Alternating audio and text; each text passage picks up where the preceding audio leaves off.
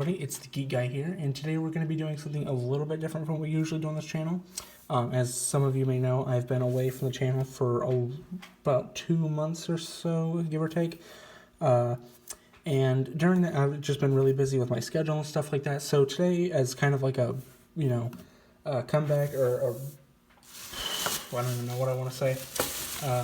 I'm just basically coming back from this break I took, so I'm just going to do like maybe a couple videos where just some recent hauls and toy finds that I've had over the past couple of weeks in my absence. Gotta pull this stuff out. So, today I'm going to be taking a look at a haul I got from a toy store in Worcester, Ohio, downtown Worcester, Ohio. It's in Wayne County. I was on a trip and I went in there. It's called Operation Fandom, and it's like it's got everything you'd expect from a toy store. It's got carded figures, it's got bins of loose figures, it's got, the vinyls, the Funkos, the bobbleheads. I didn't get a good look because there was like this big thing going on during the time, so I wasn't able to look around the entire store. Lots of loose toys. The only thing I picked up this time was Star Wars. I'm mainly a Star Wars collector. They had tons of, I just found so much cool stuff. The problem is, they had really great deals on vintage Ninja Turtles. I only have one vintage Ninja Turtle figure, and that's not even vintage. It's a classic collection. So I was, hesitant to start purchasing toys, that I don't have collections for. Their prices were really good. I'm going to go back there and maybe take a look at some of the WWE figures. I think I'll get into prices. It was a festival kind of thing going on. So, of course, we're getting a lot of people, new customers in. So I don't know how much of the price I paid is constant. I don't know how much of it was good deals, how much of it was always.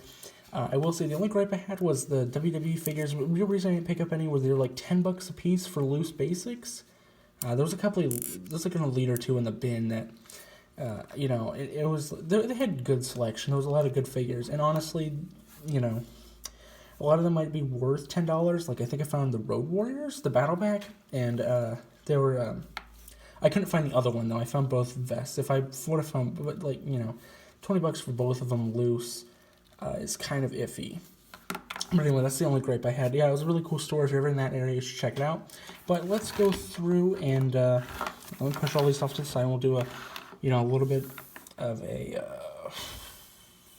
run through of these. First figure I got, these are all from the same store, the same bin, I should say. So the first figure I picked out was, I have no idea what he's called. I know that if you played Knights of the Old Republic on the original console, like Xbox, PS2, maybe, and PC, you probably know who these guys are. They're in the cantina. This was a part of the Star Wars fan club in the 90s. I might be wrong here, but don't quote me on this. But in the Star Wars fan club in the 90s, this was like a mail-away thing. It came with the big white fluffy guy who's in the corner of the bar, the Mos Eisley Cantina. He's got like 4 eyes and he looks like a Yeti, except he's got like this weird ET head thing. But this is the other figure. I think the only thing these came with were cups. I think he came with like a cup of blue milk because it doesn't look like he could really hold a gun in there. And this is a Power of the Force figure. But going through, I don't think I'm going to do reviews on these since I don't have any of the accessories or the boxes for these mostly. But going through, he's got really nice paint wash. It gives him really textured look. He's got all kinds of colors. The sculpt is, fantastic as usual for these figures. That paint wash comes down onto the hands. He's got the nice yellow claws. His little tunic here, he's got really nice shading and coloring. Focus, please. Please. It's focusing on my hand. There we go, slightly. So yeah, it's got like this nice little puzzle piece look to it. It's got this gold wash all over. It's really nice. He's got this vest. Is this removable? I'm not going to take it off, even if it... Yeah, it's removable if you wanted to take it off. But yeah, and I have the other figure from this. I do not have the accessories. Well, I probably have the accessories if they were reused, but I don't have... They didn't come with accessories, should I say. Next up, another small... These are the last of the small guys. I just got this nice Jawa here. It seems like it's picking up through the viewfinder. It has this light pipe top of its head, so its eyes glow yellow. I have 3 of these. I got them. I got one with the Ronto playset, or the vehicle animal. It's it's a vehicle, and then I got another one with. They were on the card, and they come with guns. So I since I got the rest of them carded, I should I have guns for them. They can put in their hands. It's kind of weird though because they only use guns in that one scene to get R2D2, and they only use the Sonic Blaster. So I don't know, but I like the sculpt. It's kind of weird how they posed him with this foot, like he's walking. That's kind of odd. But yeah, these are very simple creatures. It's from the original movie, so obviously they're not going to have as much detail. But yeah, it's got the nice light pipe. It's got the tunic. There's no wash or anything like that. And there's this bandolier and pouch combo. And there's like really no paint or anything like that. So, but they're basic, but they don't need to be anything else. They serve their purpose. They're just cool little Jawa figures. Just they're great for any playset to put with some droids. And this was from the Power of the Force line as well. Next up, my favorite figure that I got is Snaggletooth. Don't ask me what his actual Star Wars name is, because I don't know. All I know is he's called Snaggletooth. And I just love this figure so much. This was part of a Cinema Scenes pack. I think that's what it's called. It came with those Snaggletooth and then two other people. One of them had this weird gas mask, and I believe it looks like a woman. I have no clue what gender it is because it's an alien. And the other one was the horned dude. I believe even if you watch the special editions, there's this guy who's like a vampire dude in the corner, and he's got like horns sticking out of his head and fangs, I think. So I'm definitely going to look up for those figures. But his only accessory was a blaster. I have not looked closely at the photos online to figure out if I own the blaster for him or not. But I really love Snaggletooth. I really like the original Kenner one, so this was really nice. This was really pretty much the last cutesy Snaggletooth. I mean, look at him; he's adorable. He looks like a Curious George almost. Because the Power of the Jedi one, I think he's wearing like the red jumpsuit, and he is terrifying. So, as far as details go, he has like his little head. He's got the little tooth hanging out, the black beady eyes, and the snout, his ears. And that's all really nicely sculpted. And then it's just a basic, tunic. He's got a scarf hanging out, red, and then he's got a belt, which is sculpted in. He's got the claw. He's got like the flexible skirt. It doesn't, he's still gonna be able to sit down and do stuff, but because the skirt's parted right here, so he can still sit down. But yeah, and then he's got the legs and his little moccasin boots. But yep, really great figure. This is probably. This and one of the other figures. These are probably my favorites. That other figure is Power of the Force Yakface. If you'll notice, I should clarify this really quick. Most of these figures from Power of the Force era, they're either Power of the Force. I haven't looked at all of them. Episode 1, those figures, because those are directly after Power of the Force, and Power of the Jedi. There's a couple. I only really collect these and the brand new stuff. And I collect other stuff, obviously. Well, actually, not obviously, because I haven't done videos on them yet. But I collect other stuff. But these are the main focuses of my Star Wars collection. The fact that the new stuff, you can only get the characters from the new stuff. I mean, Last Jedi and 7, nowadays, I couldn't care less about the characters. But Solo, a Star Wars story, I don't know if I ever said that. If I ever, talked about that movie. But I really enjoyed that. So, that's the only way to get those figures. But the Power of the Force line, they're just really simplistic. They're just a 5 POA into hip rotation. Kind of. His is a little bit wonky because of his rubber coat. But the detail on these is great. They have all the original trilogy characters, which is what I'm concerned about, really. And the sculpting is good. And the fact of the matter is, I got him complete in this bin. It was like a big R2-D2 full of figures. He came with a staff, so he's complete. And I got him for $4. I got all these figures. They were buy one for $4, get one for $2. Or 3 or 4 for 10, or it was really weird. I don't even remember how much I paid for them, but it was not expensive. But yeah, looking at the figure, Yakface, of course. Yakface was this is kind of a funny figure because in the original Power of the Force line from 1985, you couldn't get this figure in the U.S. He was shipped off to Europe. I don't know why, because now that original Kenner figure is highly sought after by collectors, which is look at him. Is that something that you really want to spend thousands of dollars on? But I really like Yakface. I just really like the character design. I believe he was on Jabba's sail barge. I don't know if he went, no, he was in the palace, I think. I don't know if he went under the sail barge or if it's vice versa. But this figure's really nice. He's got his claws. The staff, when you have it in his hand, it just kind of plugs in that top right there. And because of the fact that it's not, a grip, it's like a spade.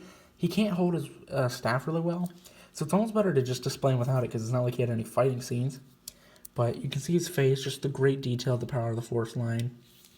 And he's got his little, I don't know if that's his torso, if that's like a fluffy, it looks like a sweater vest.